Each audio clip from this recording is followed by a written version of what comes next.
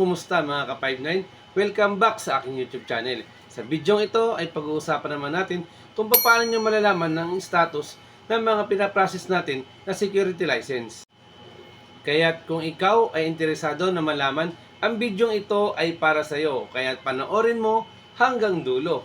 At syempre, bago tayo mag-umpisa, muli, hinihikayat ko kayo na mag-like at mag-subscribe sa aking YouTube channel at pindutin ang notification bell para lagi kang updated sa mga bagong video na ilalabas ko. Kaya't umpisahan na natin. Let's go!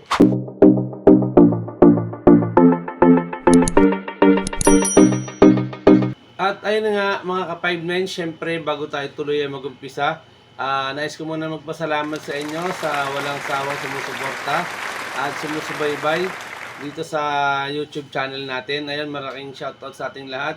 At ayun mga ka-59, pag-uusapan natin at ituturo ko sa inyo kung paano nyo malalaman yung status ng lisensya nyo na pinapaprocess o yung iniintay natin.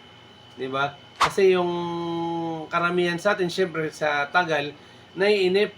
Diba? Yung iba nga, akala, kumbaga, may mga nagpapalakad talaga. Kumbaga, syempre, nagdududa na sa, baka akala nila, niloloko sila nung ano.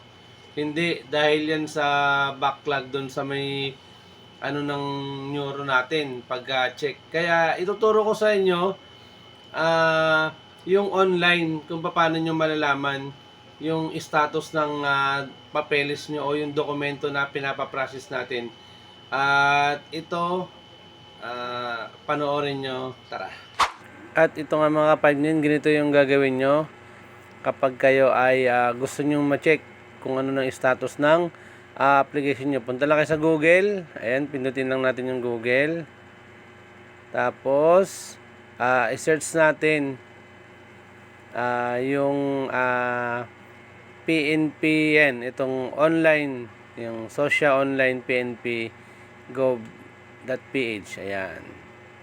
Ayan, pag-search na natin, yan ang lalabas. Social Online Philippine National Police. Okay, click lang natin yan. Pag na-click na natin, ayan, nakalagay dito, login, di ba? Oh. Pwede kayo mag-sign in dyan, pero ang mga pinakamadali niyan, yung cellphone number nyo, yan. Ita-type nyo lang yung cellphone number nyo dyan. Ayan, tapos, yung password nyan, 123 lang. Ayan, lalabas na yung informasyon nyo. Ayan, yung mga details nyo. And personal info, lalabas na yan. Diyan makikita nyo. At tulad nyan, yung personal information. Ayan, lahat ng information nyo nakalagay dyan. O, nakalagay dito, di ba? Neuro result. Wala pa. Okay, ganyan lang ang gagawin nyo para malaman nyo kung ano na yung status ng lisensya nyo. Ayan, nakalagay dito, transaction, di ba? License, type. Sa akin kasi, syempre, security officer ako, nakalagay. Security officer. Tapos, yung details, yan yung reference number. Tapos, status, dyan yung makikita. Ayan, nakalagay dyan, pending. Syempre, hindi pa naman ako papaprocess pa. Yan. Diyan yung makikita kung ano yung status na ng mga papel nyo. Para hindi kayo naiinip, bisitahin nyo yung online natin. At malaki yung maitutulong sa inyo yan. Yan yung malalaman yung status ng mga dokumento nyo mga 59. At ayun nga mga ka-59, no? Yung pinakita ko sa inyong video. Ayun, sundan nyo lang yon. Tapos, dun nyo na malalaman kung ano yung status ng mga dokumento nyo. Meron dyan, di ba, nakita nyo?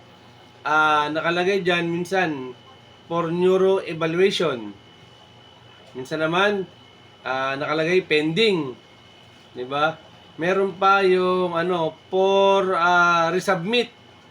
Iba-iba yan. Diyan nyo malalaman kung ano na yung status ng nyo, ng pinaprocess nyo na security license para hindi kayo mag-antay o magduda, 'di ba? At least nalalaman niyo na update kayo dun sa status ng ano nyo, pinapaprocess nyo. Kaya ayun mga ka-59, sundan nyo lang yon yung video na yon. Lahat naman yan, ang password nyan is 123 lang. Ayun, sana makatulong sa inyo sa pag-aantay nyo para hindi kayo mainip.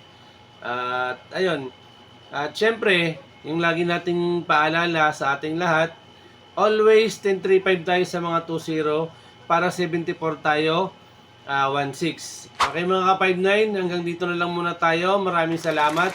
Mabuhay tayo at God bless sa ating lahat. Thank you.